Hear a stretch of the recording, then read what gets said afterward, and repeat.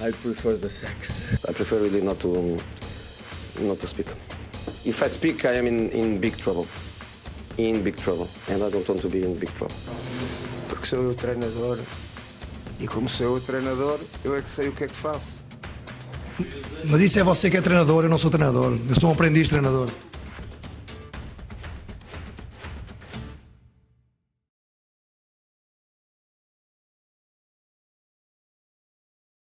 Olá a todos, sejam bem-vindos a mais um episódio da Visão do Jogo. Hoje tenho comigo o João Peixeiro. João, antes de mais, muito obrigado por ter aceitado o convite. Vamos lá então falar aqui um bocadinho da tua experiência, das tuas ideias e um bocadinho das pessoas que também com quem tu trabalhaste. Olá, Rafael.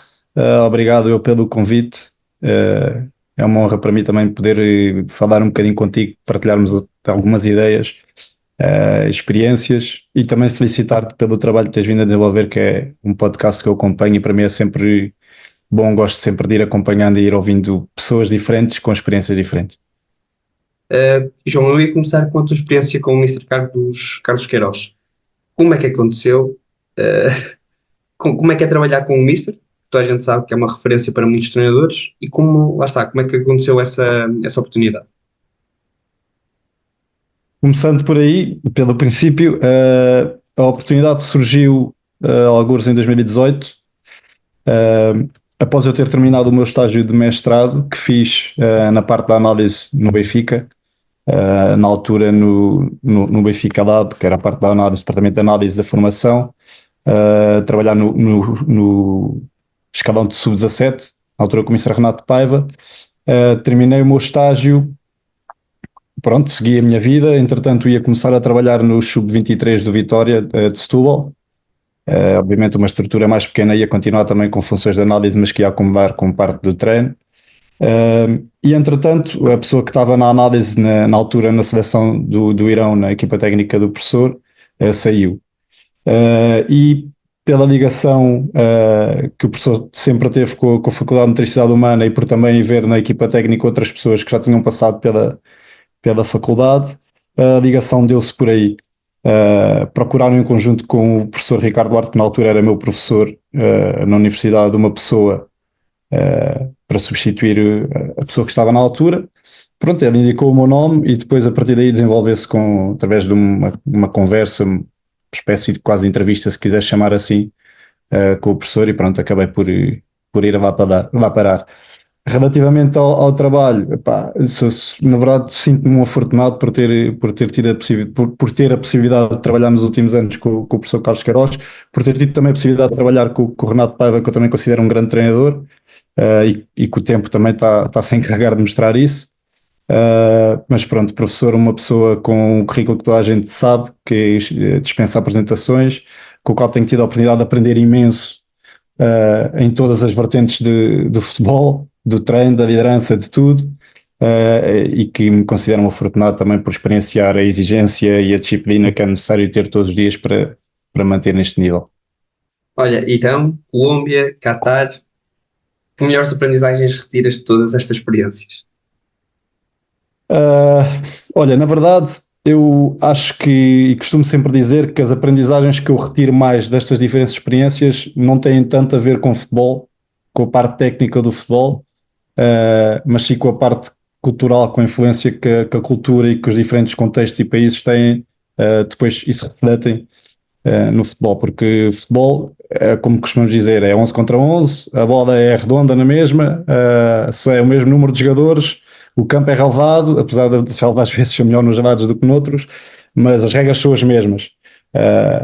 O que a mim me tem feito maior diferença, eu considero, na minha experiência ao longo destes tempos, tem sido o contexto cultural e perceber a influência que isso tem de país para país e como é que isso também nos obriga a nós a adaptar-nos em diferentes sítios e a não sermos às vezes tão rígidos e tão quadrados naquilo que são as nossas ideias, porque falo da minha experiência e também já partilhei com alguns amigos que a malta quando sai da faculdade vai com as coisas todas com ideias muito fixas, muito certas, com as coisas muito quadradas na cabeça, e eu penso que por quantos mais sítios tenho passado, mais flexível me estou a tornar, não só em termos de ideias, mas também em termos de práticas, métodos de trabalho e isso tudo, porque, como eu te digo, a cultura tem um impacto muito grande e isso tem sido a minha maior aprendizagem ao longo dos diferentes contextos onde estive.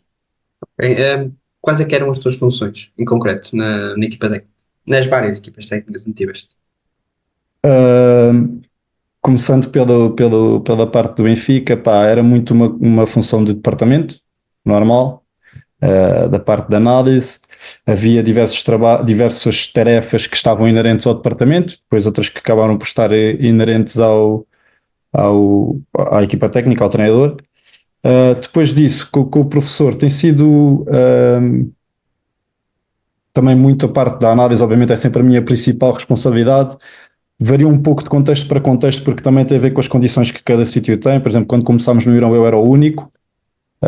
Obviamente que o facto de, em contexto de seleção, não haver o treino todos os dias, permite às vezes também que a divisão de tarefas seja feita de uma forma um bocadinho diferente daquilo que é o clube, porque temos mais tempo de trabalho de escritório. Mas pronto, no Irão eu era o único que trabalhava sozinho como analista, por assim dizer. Logo havia, essa parte estava mais concentrada em mim e ao mesmo tempo tinha que haver uma quase escolha mais eficiente das tarefas a desempenhar, porque obviamente sendo só eu havia coisas que não dava para fazer.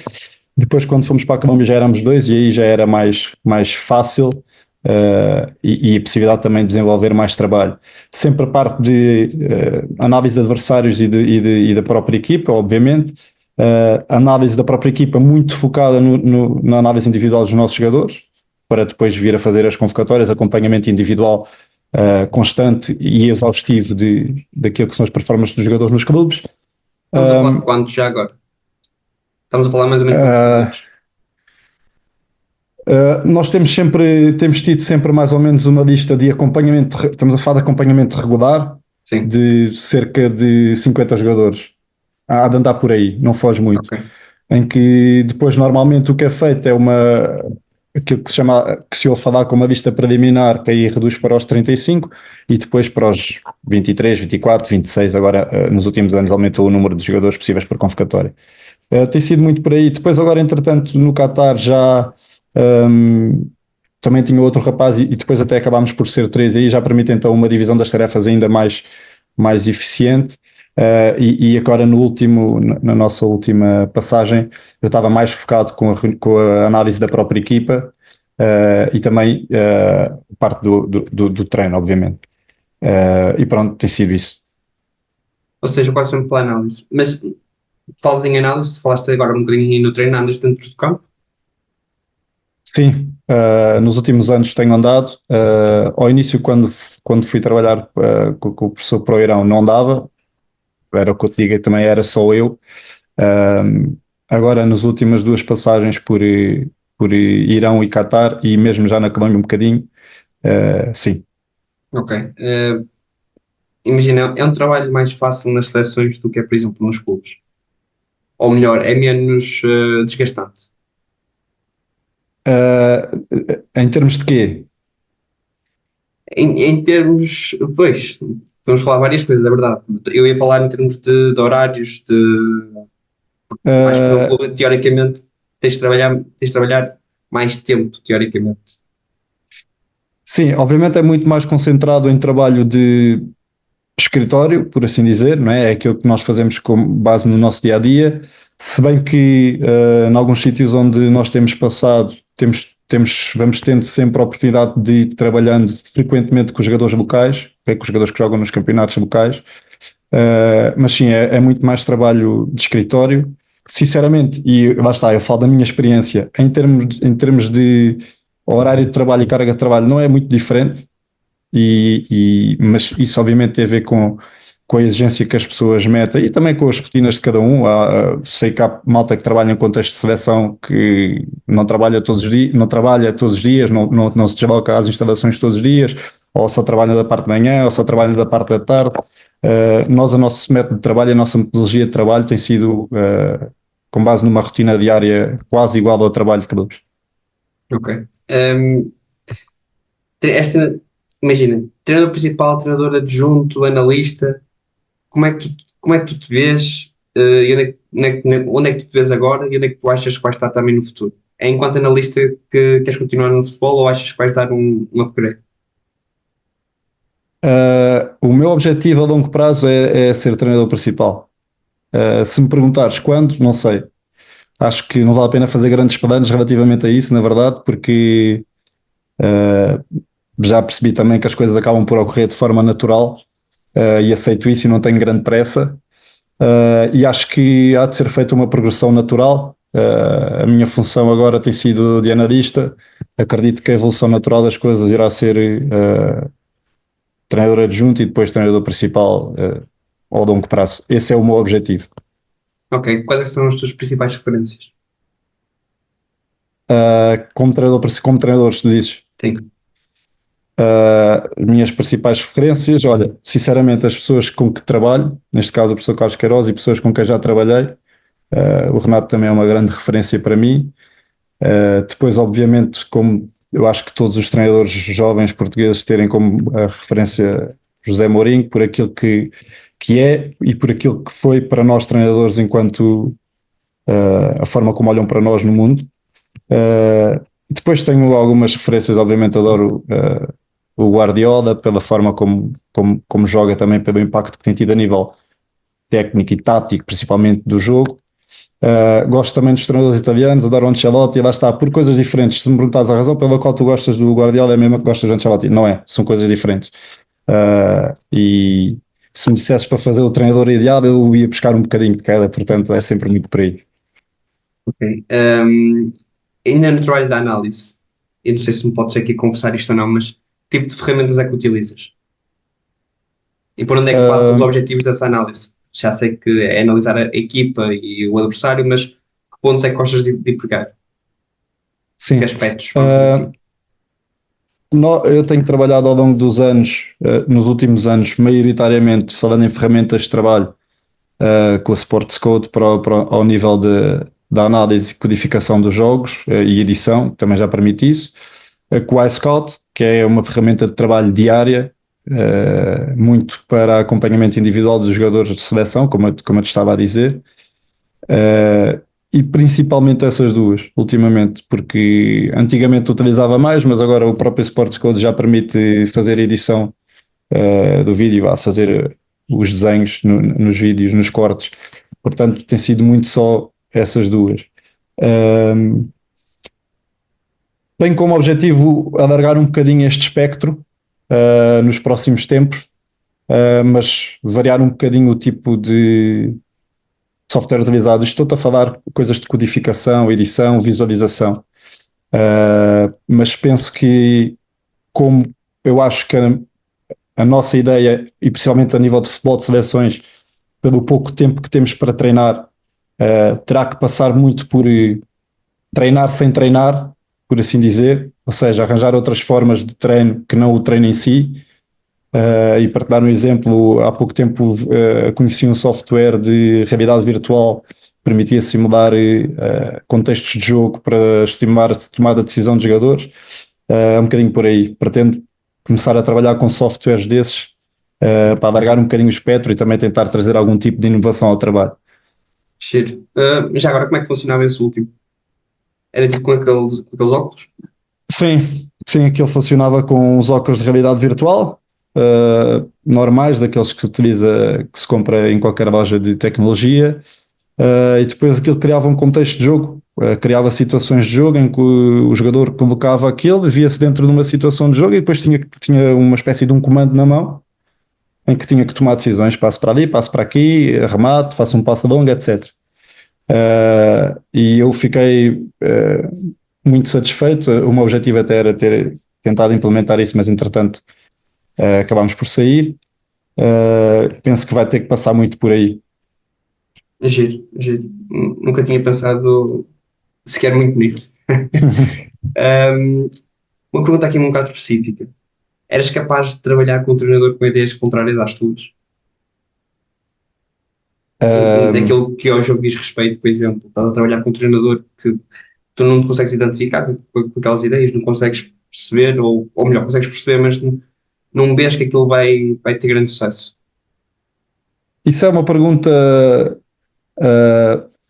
fácil de dar a resposta que queremos dar, mas que não é muito fácil de dar uma resposta certa, na minha opinião, porque eu não te consigo dizer que sim nem que não, sinceramente.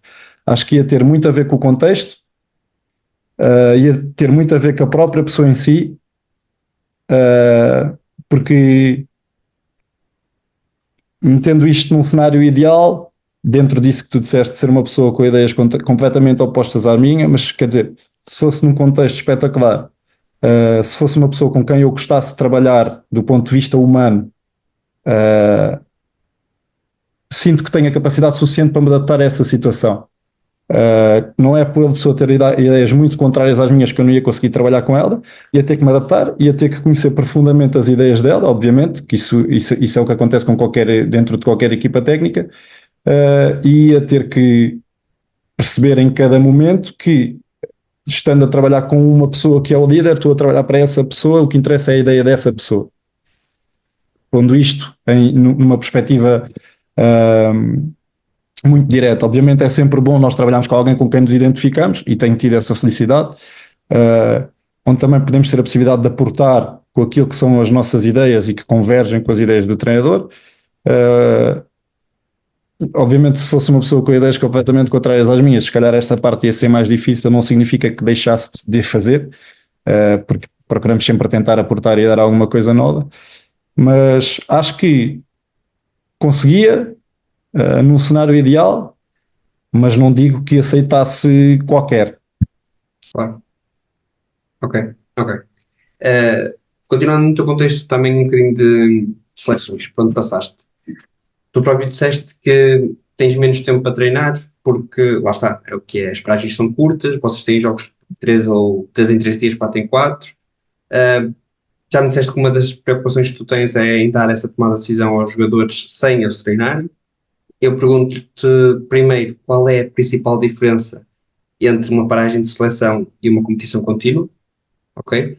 E pergunto que ferramentas é que vocês usam, para além daquela que já disseste, principalmente para as paragens de 2 semanas, para que os treinadores consigam adquirir uma ideia de jogo, ou se é que essa ideia de jogo é muito específica, se existe, se apenas valoriza as características individuais dos jogadores, um bocadinho por aí. Voltando só um bocadinho atrás, obviamente eu falo sempre como equipa técnica, não é Claro. não é decisão minha, não sou eu que tomo decisões. A diferença existe uma diferença grande entre as paragens normais de seleção, as datas FIFA, que são 10 dias, e as competições congestionadas, começando logo pela parte de que às vezes em paragens de data FIFA normal, tu tens, já chegámos a ter, por exemplo, um dia de treino completo com os jogadores, porque se estiveres num contexto onde exige viagens grandes para os jogadores, eles mesmo cheguem no dia -3 ou -2 de jogo, estão em processo de recuperação. Ou seja, há momentos em que antes do primeiro jogo tu não consegues treinar praticamente nada, e depois tens 3 dias para o segundo jogo, também consegues treinar pouco ou nada, porque a seguir estás em fase de recuperação quase até um dia antes do jogo. Obviamente nas competições congestionadas, idealmente tens ali alguns dias para treinar, que seja 12 dias, 13 dias, mas por exemplo posso dar o exemplo de nós no Mundial 2022, os nossos jogadores que jogavam na Europa, tínhamos jogadores em Portugal, tínhamos jogadores na Premier League, chegaram para aí 5 dias, 4 dias antes do primeiro jogo. Ou seja, a gente já vinha trabalhando com uma base de jogadores, mas a verdade é que são jogadores que muitos deles são para jogar a titular, e não tiveram presentes no trabalho anterior. Claro que isto, se for um contexto onde tu já estás há algum tempo, as ideias já vêm sendo trabalhadas de trás, ou seja, não partes completamente do zero, mas tem implicações grandes naquilo que é o planeamento, a organização e depois a execução das coisas em jogo. Aquilo que estavas a falar da transmissão de ideias e da própria ideia de jogo, que é algo que eu debato muito, porque sinto que as pessoas às vezes cobram demais às seleções nacionais em termos de qualidade do jogo, porque a verdade é que é muito difícil. E a verdade é que se nós olharmos para o futebol de seleções nos últimos largos anos, há coisas que são mais ou menos evidentes, que é as seleções que apresentam uma qualidade de jogo muito alta, em que tu vês que há uma ideia coletiva muito bem trabalhada, etc., ou são seleções que já têm isso enraizado culturalmente, como por exemplo a Espanha, que foi campeã mundial de 2010 e que tinha 7 ou 8 jogadores titulares do Barcelona, ou seja, tinham jogadores que vinham jogando juntos e que já existia uma ideia entre eles e mesmo na própria cultura espanhola de futebol também, ou são seleções que mantêm o mesmo treinador durante muitos anos e que acabas por ter já uma base de trabalho, que apesar de ir trabalhando aos poucos de cada vez, que se fores olhar para trás, tens uma base grande. A verdade é que não é fácil. Acho que tem que passar por coisas muito mais simples do que ao nível dos clubes, onde tens uma rotina diária e o dia a dia para trabalhar ideias que queiras e coisas mais complexas que queiras. Sinto que na seleção tem que ser tudo mais simples, porque tu tens menos tempo para passar, menos tempo para treinar, menos tempo para passar ideias aos jogadores e depois, obviamente, gerir tudo aquilo que são parte física, parte psicológica, tudo o que implica as cargas que os jogadores vêm tendo, porque de repente chegam-te 26 jogadores, que cada um deles tem tido cargas de treino e de jogo completamente diferentes nos últimos anos, mesmo nos últimos dias.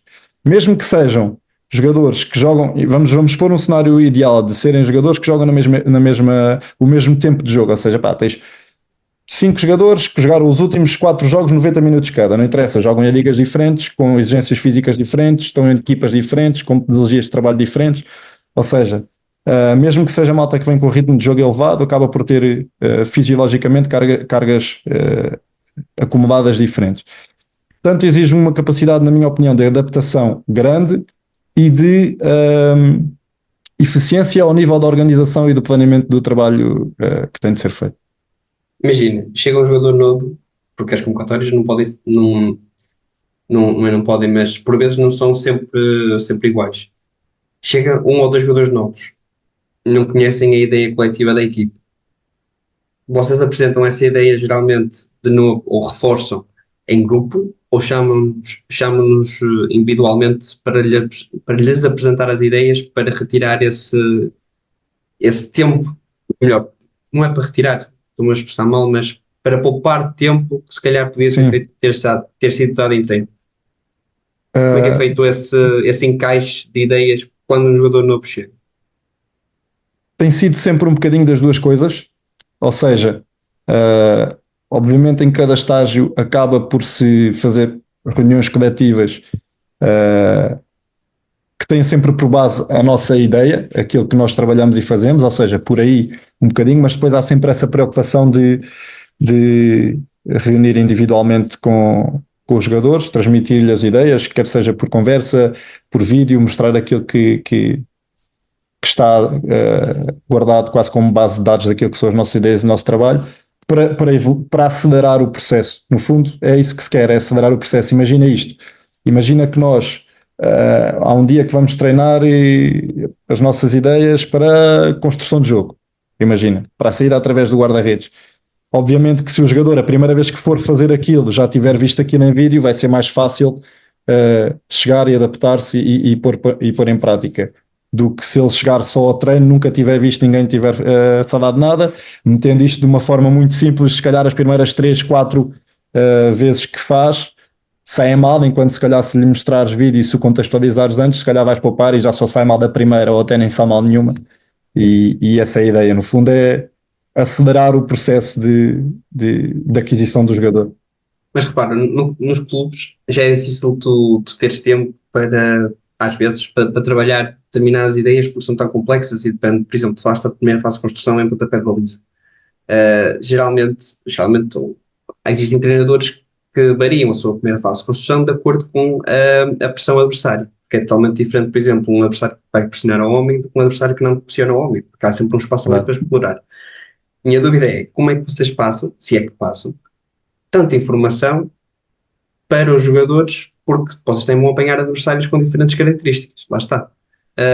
E se os jogadores estão receptivos a receber tanta informação, ou se é feito realmente um resumo, algo muito resumido para lhes passar, ou se é sempre igual, lá está. Também podes ter isto, que é sempre igual, é resumido, é dada toda a informação, como é que é feito? Olha, pegando aqui nesse problema que é inerente a qualquer treinador, qualquer equipa técnica no mundo do futebol, que é a falta de tempo. Que, obviamente, todos nos queixamos da falta de tempo, mas a verdade é que todos sabemos que não temos tempo. Ou seja, nós queixamos de uma coisa que nós sabemos que existe e que não podemos fazer nada para contrariar. Portanto, logo aí à partida temos que, na minha opinião, ser inteligentes o suficiente para nos adaptarmos a isso.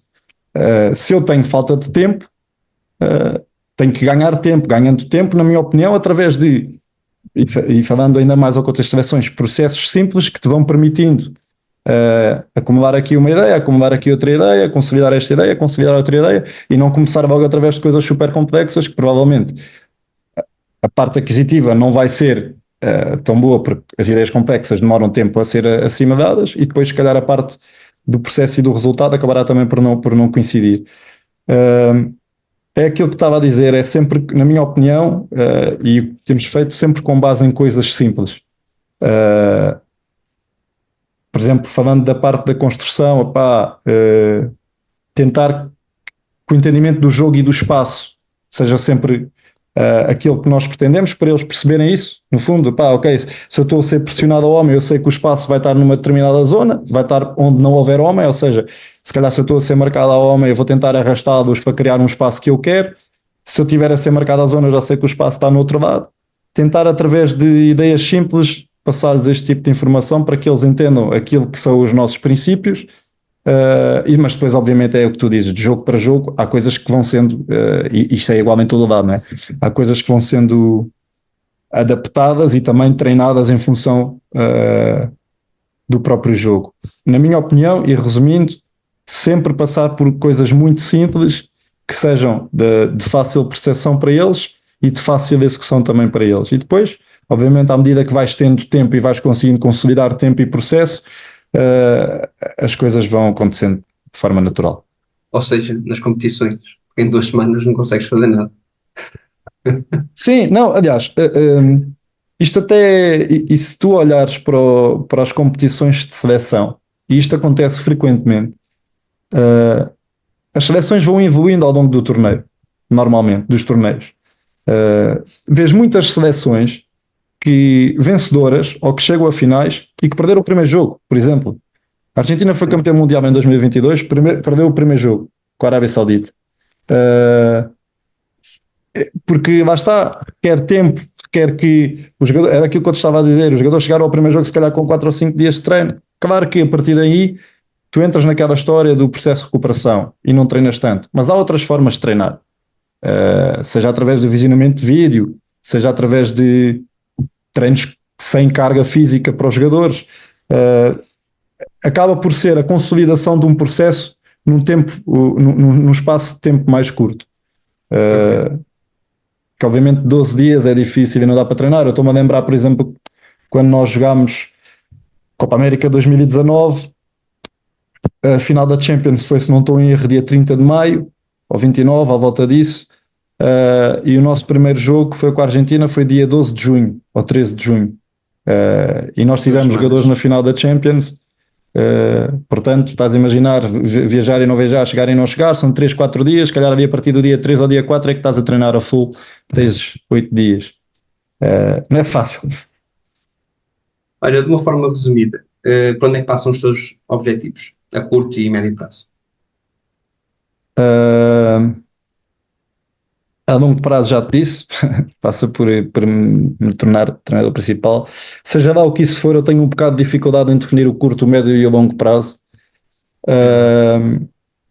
A curto prazo, provavelmente dar sequência àquilo que tem sido os últimos anos,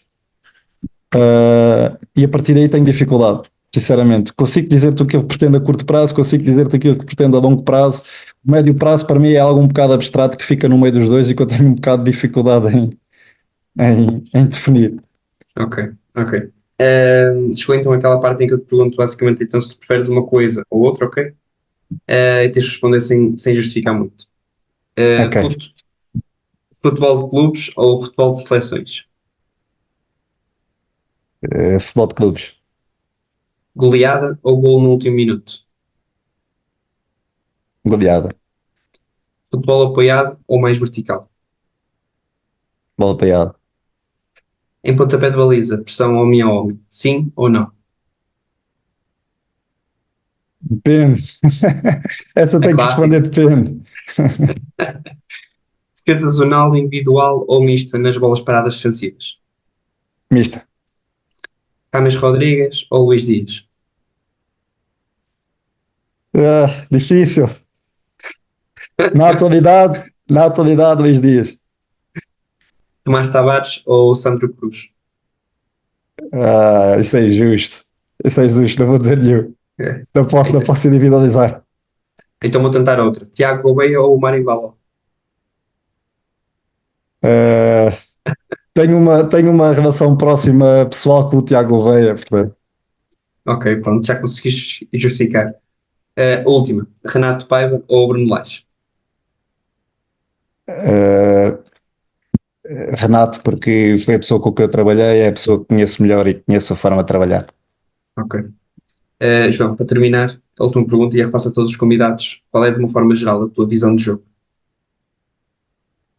A minha visão de jogo, gosto de um futebol atrativo, ofensivo, de equipas que procuram propor o jogo, de equipas que procuram, de uma ideia que procura ser proativa e construtiva e não reativa, de uma equipa que propõe e não que espera que o adversário lhe mostre o que fazer, de um futebol apoiado, a sair desde trás do guarda-redes, a procurar criar espaços e não só às vezes aquela história que nós damos de aproveitar os espaços, e isto sem querer alongar muito e fazendo aqui uma ligação também à parte da análise, que é nós muitas vezes falamos da questão de, ok, a análise serve para nós,